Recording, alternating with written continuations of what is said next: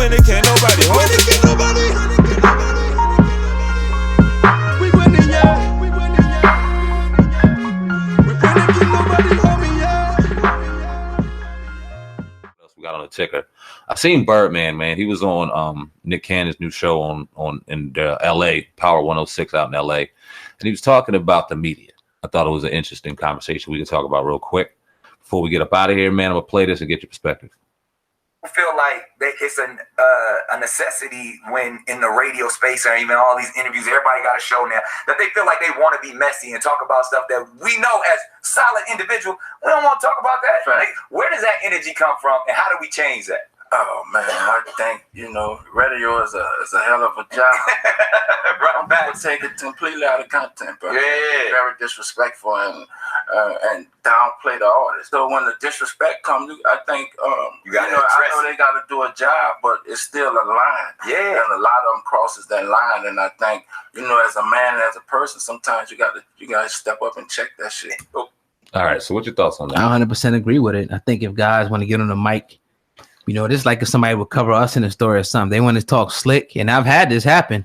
Or I've had people that say shit and talk slick and call you all kind of MFers and all this type of stuff and disrespect you. I think that you should be able to stand behind that as a man when you get face to face with them. I have no problem whatsoever about what Birdman says. It's a way you can cover this. You can talk about these stories. You can talk about what happened. You could be respectful, or you could do it and you could be disrespectful. Now, some people I don't care about.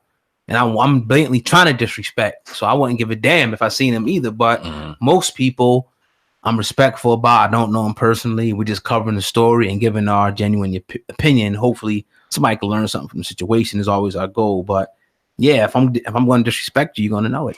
In the game we're in, man, obviously you're going to have give honest and raw opinion. And your opinion ain't going to please every fucking body. Somebody's not going to be happy with what you got to say. You got to understand that having to put yourself in that position. If somebody got a problem with what you say and they step to you and they said, it's up to you as a man or as a woman or as a person that said it to fucking own up to your words. Go do whatever you got to do with it. I have no problem with what Birdman said either. I think that on the flip side that a lot of artists need to also be sensitive and understand that these outlets and these radios, and Birdman was very solid on what he said, because he said radio people got a very hard job to do.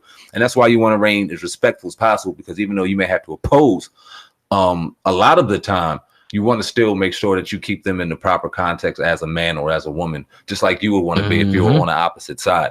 I think that a lot of artists sometimes get gassed up, getting their feelings because you may disagree with a certain thing. And they also have to check themselves and understand that, hey, man, these people are fueling your content. They're fueling you. They're fueling your brand. You might have to take that on the chin and deal with it a little bit and have a respectable conversation or go in there and act out. The artists got big heads because they don't think that they need the media no more, because they got their social media, they got their Instagram, wild. They got their Twitter. But at the end of the day, it's these outlets that's getting 500,000, 200,000, millions of views. This is promotion for you. You know what I mean? So yeah, they could talk about you, be respectful, but you're not always going to agree. Like, we do a story on Birdman. He may disagree if we say something about him, but that just comes with the territory. They need to sit back, shut the hell up, and realize this is promotion for you. Good, bad, or indifferent is promotion.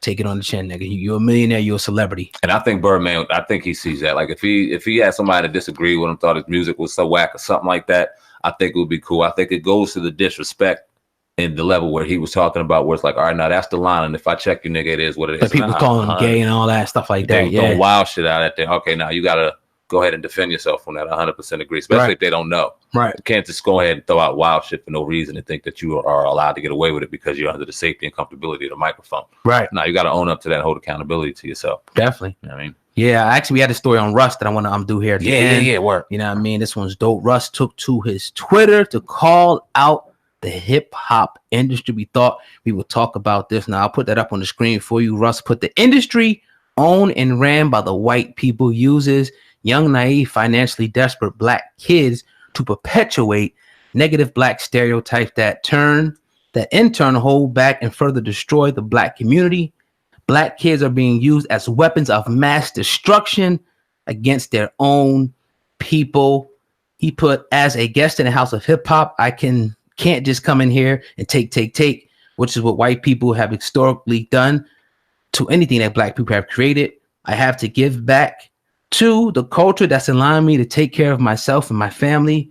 And I try to do that by shedding light, saying, man, I know you always speak about Russ in high regard. What do you think about this message that he put out on Twitter? Talking about the record industry. It's some real shit. He's gonna get a lot of criticism, but that's criticism that people really need to pay attention to because it's corny. Now, this is a Sicilian kid from North Jersey.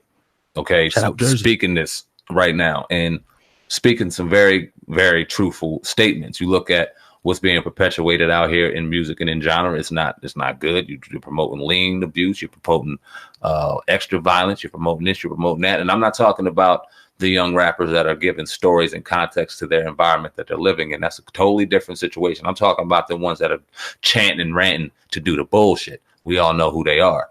Russ got a real bad rap, and the first time I got introduced to him was I was seeing "fuck Russ" on Twitter. I'm like, what's up with this dude?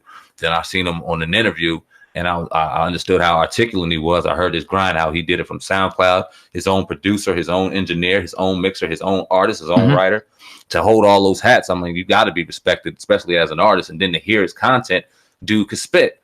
So I think that when you got somebody giving a positive message, really talented at what he does, and wanting to be a leader and giving a positive message to our youth, I think people need to pay a lot more attention to artists like that and not necessarily call them corny or whack or things like that, because like we were talking about, this music is an impression on a lot of these kids' subconscious minds. They're an impression on all of our minds, but in particular the youth, a lot of these people that they're reaching to.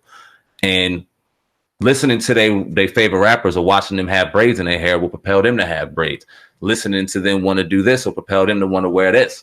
Or if they got to do the lean and they think that's cool, they're going to do this or try the Zans like you were saying in school. So they got to be careful, and Russ is kind of highlighting that. A lot of them also promote gang culture. A lot of them promote violence. Takash. Yeah, a lot of them have done that, and you can only look at it. And here's why, again, and I'll say this again if people didn't hear it, why I think it affects blacks and minorities more is because the lack, of the male role model in the house. So, when you might go to a traditionally, let's say, somebody who may come up Italian, or Irish in the neighborhood, they may come up, with a household. They may still listen to the hip hop and everything, but at the end of the day, their dad, was a politician, a lawyer, a doctor, something like that. He was the primary role model. So they're less likely to go perpetuate some of the dumb, stupid things that these rappers are promoting. But when you got the kids in the inner city, they're looking up to this. And this person, they're looking at this person. They're hanging on to every word they're saying, your Wheezies and whatnot, and saying, okay, he's doing this. I want to be cool. I want to do this. And next thing you know, they get themselves into a whole bunch of, different problems. And another thing is I think it's cool to sell drugs. I think it's cool to do drugs. I think it's cool to carry guns. This is just what it is in the street. So, crazy situation here.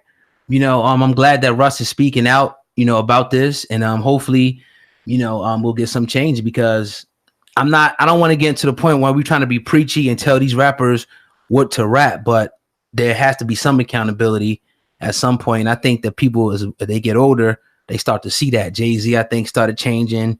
Meek and a lot of guys say, okay, I can't always keep, and another thing, just to close out, I'd say, to add to the end of this, is that I don't think these rappers sometimes realize how impressionable they are, how much impression that they're having on the youth. And if they say something, that these youth are just going to do it without any question. So I think, with that comes a lot of responsibility at the end of the day. I want to ask you a question, oh God, because, a lot of people in comments, whether this be wherever we play it, and not that the people in the comments matter necessarily to where you got to put a battery in your back, but a lot of them are going to say, in particular, a lot of the black commenters in our sections, stay in your lane, white boy.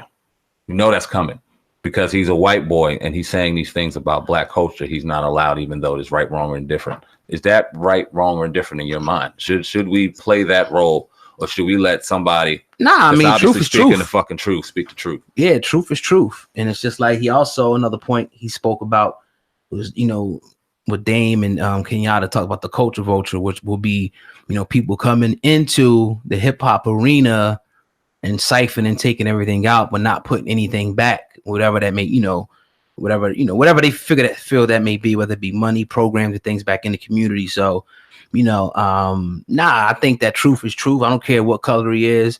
And he's not the first person that said it. He's not, a a pioneer with this. We've heard this, 100 times over, but we thought it was just a good talking point to say, yeah, we understand. We came up with it, and sometimes we like the ratchet hip hop, but we also got to say that it's definitely had an effect on generations of our people. Hip hop has. It's influential music.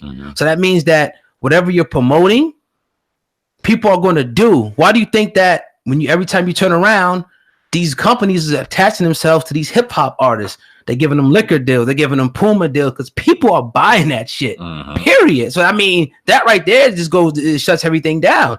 If not, they wouldn't be giving these guys these endorsement deals to sell these different products. Now, if you got a guy in there like Future, who at one point was promoting lean, then that, even though there's no way to really measure that, motherfuckers are gonna be drinking lean. And just who's gonna benefit off that? The drug companies, the drug dealers, the people on the street. Period. It just is what it is. Yeah, man, I 100% agree. Shout out to Russ, who's doing this thing right now, 100% solo, 100% independent, out here really making money out. And like you said, we ain't trying to out here being too preachy. We ain't out here trying to act like we somebody's big brother or nothing like that. But when you got kids out here being impressed by a lot of the negativity that they're hearing through the high vibration that is music, we got to do something about that. Like I was telling you, my son, he got braids because he liked a lot of the rappers that got braids. He likes to listen to a lot of music, but I'll sit there and he knows we got a relationship. All right, what song is this? Blah, blah, blah. Put it on. I go, Dad, can I listen to this? Put it on. And I'll listen to it bar for bar. And at the end of the song, I'll go, hell yeah, hell nah. Certain things I will not allow in my son's subconscious mind to have that dictate whether he knows it or not, his actions in school, around his friends, when he's not around me. Yeah, I'll let him listen to curse words. We're in a day and age where I can't keep curse words away from him. So if he got to hear it, he's going to hear it. It is what it is. But I also understand that there's going to be a message behind anything that he listens to, whether that be in relationships, whether that be in this, whether that be in that, because the leash has to be there, but you got to be able to tug that motherfucker whenever you're ready. And a lot of parents don't pay attention, not to rag on parents, but we sitting there jamming and rocking to certain music that ain't good for us either. And we got our kids rocking and bopping to us, and it goes young. I know you seen on social media, girl shaking her ass, and then she had her baby imitating her. That's what I'm saying. Yeah. Like, come on, man, you programming too early. Right. It's more power to this than meets the eye, man. We got to do better. Yes, sir. But yeah, man, another episode of the Hip Hop Uncensored podcast is in the books. Please make sure that you subscribe to the podcast, whether you're listening on Spotify, radio.com, Google Play, wherever you're listening, to this podcast at. Make sure also that you give us a favorable rating. If you rock out with the podcast, go ahead and hit that 5-star rating. But yeah, man, it's your brother Sandman. Oh God, another episode is in the books. Episode 184, I think it is. Indeed. And we're going to keep on pushing. We'll be back episode 185 on Monday. And that's all I got over here on this side, bro. Radio.com. Grab the app immediately. Radio.com. Yeah. App. Subscribe to your brother's Hip Hop Uncensored podcast. 184 in the books. 185 on Monday. We're out of here. Peace.